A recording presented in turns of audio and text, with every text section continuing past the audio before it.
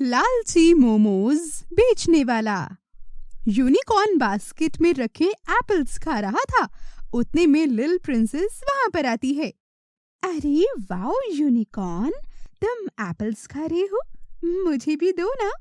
अरे मुझे एप्पल्स बहुत पसंद है, लेकिन ठीक है, एक तुम भी ले लो।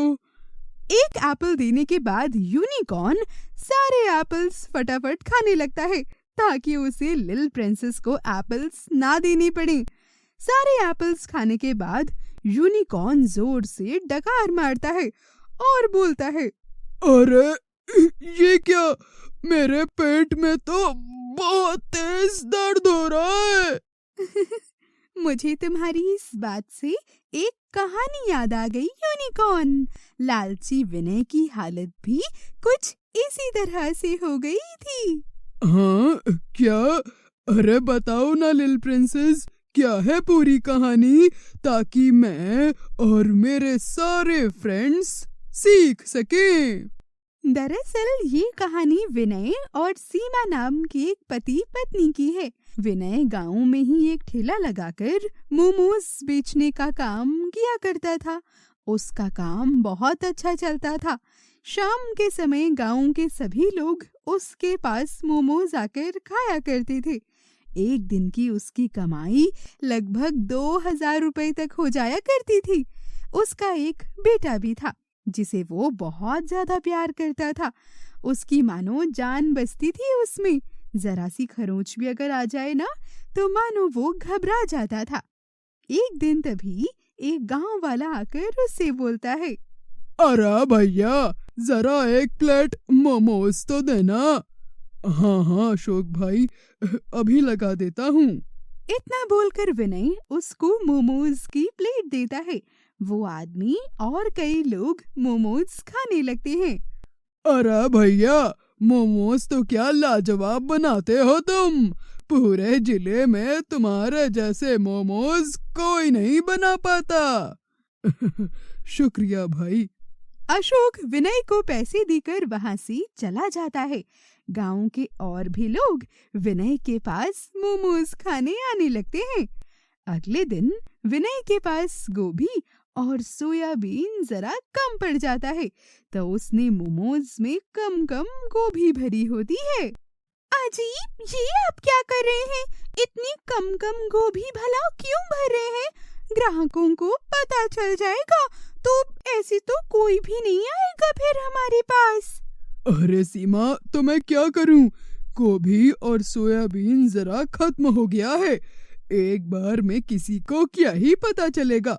बस मैं इसी बार कर रहा हूँ, आगे से नहीं करूँगा। देखते ही देखते विनय ऐसे ही मोमोज ग्राहकों को खिलाने लगता है और कोई भी उससे शिकायत नहीं करता है। ये देखकर विनय के मन में अब लालच जाग जाता है। अरे वाह, कम गोभी में भी काम चल गया और आज भी हमेशा की तरह अच्छी कमाई ही हुई, बल्कि 2 गुना फायदा हुआ और लागत भी कम पड़ी। जब बराबर ही पैसे मिल रहे हैं तो क्यों ना मैं कम लागत में ही काम करूं।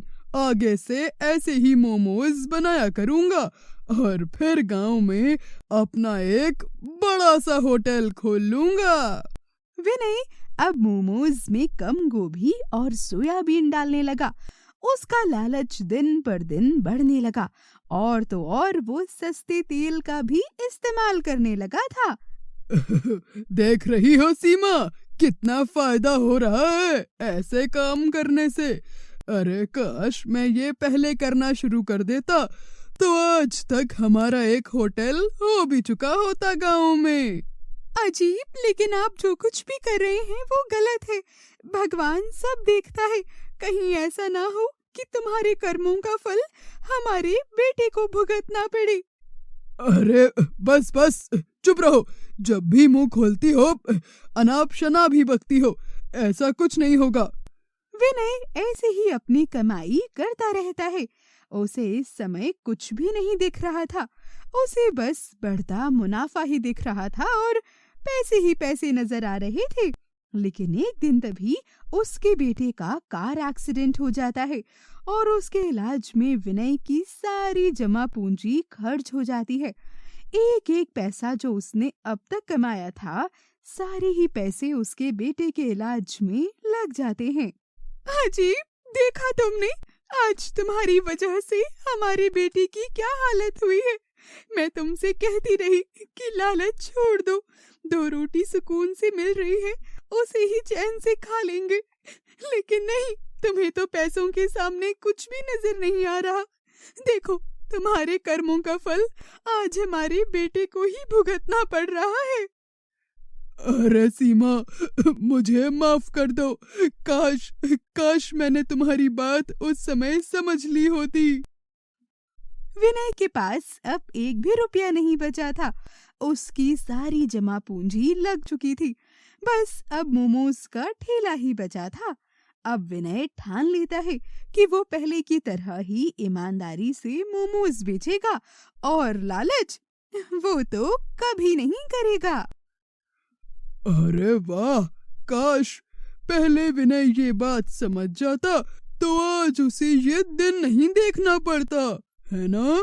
बुरे काम का बुरा ही नतीजा होता है और उसका फल भी मिलकर ही रहता है, आज नहीं तो कल। अब मुझे भी थोड़ा ठीक लग रहा है और हाँ, मैं भी अब से कभी लालच नहीं करूँगा।